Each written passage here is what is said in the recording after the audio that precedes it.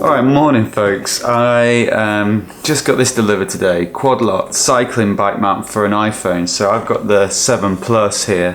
I've been thinking about getting a sat nav for touring or longer commutes where I'm not exactly sure where I'm going, or just trips out for the day. But it's actually quite expensive to get a sat nav for a motorbike because it has to be waterproof, of course, or you use kind of a waterproof case.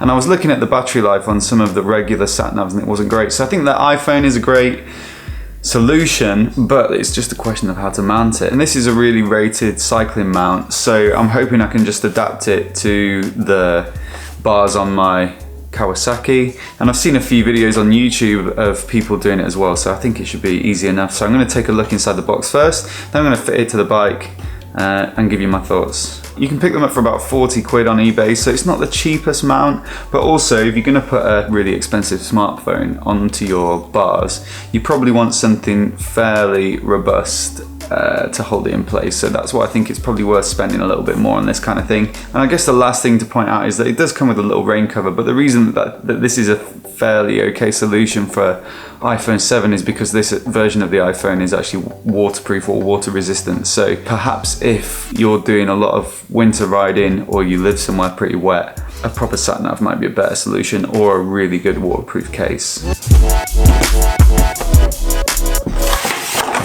So inside the box here we've got the case itself. So this just replaces any case that you might have. So let me swap this over.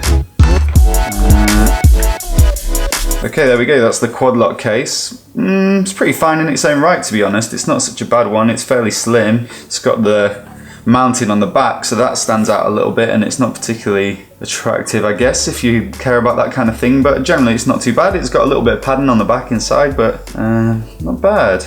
So here's the rain cover as well, which you can slip over, which provides a bit of rain protection. Whether or not you would be happy using that with a non-waterproof phone, I'm not sure. And you can still use the touchscreen with the rain cover. I guess the main test is whether you can use it with gloves as well. Let's give it a go. Alright, so here's some thick winter rabbit gloves. No, they don't work. So it doesn't work with gloves on, but it still works with the cover on. So if you need to stop and adjust your directions, then that's a possibility. And then the last thing in the box is the mount. So you've got the unit here, and this is how it locks on, like so. So I'm going to try and mount it sideways so that you can use the sat nav in that way.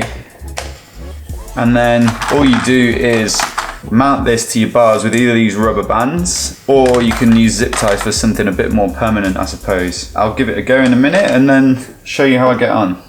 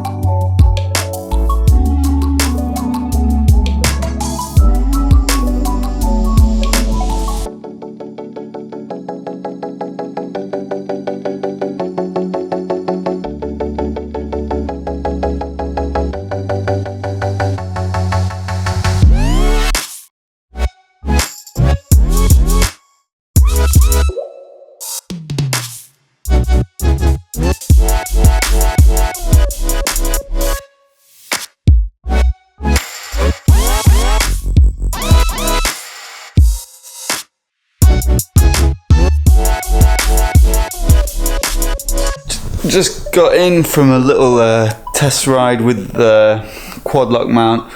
It was a bit tricky to install because it's made for a cycling stem, so that's a certain radius, and the bars on my bike have a clamp over the top. So I had to slot it in, sort of half on the clamp and half onto the bars themselves. So you might have to think a little bit creatively about how you get that to fit onto your bars. I only use the 2 rubber bands to mount it. Maybe I'd use the zip ties. Well, I might put them on later just to make sure that it's nice and secure.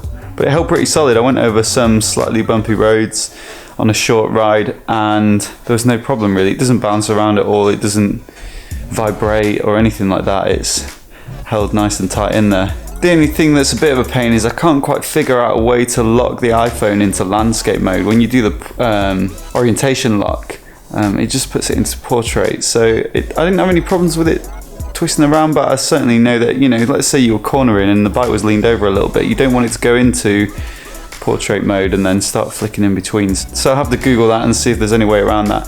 But otherwise, I think that's a great solution for mounting the phone onto a bike. It's really clean. It's mounted right in the right spot so I can still see the clocks. It does obstruct the keys a little bit as well, so you can't get the keys out unless you take the phone off, but that's not a massive problem really. So yeah, it's right in the right spot, really visible. You could have a tank bag on there as well and you'd still be able to see it over the top. And it seems like a really decent, high quality product. The case is great. The little rain cover is quite well thought out because it covers the power socket in the bottom and covers the camera over the back as well. So all in, I'd say it's pretty awesome. You just might have to fiddle around with it to get on your bike, and it might not fit on every bike, but in this case I've been lucky with it. So if you've got any questions about it, leave them in the comments below, and if you want to see more videos like this, then click subscribe.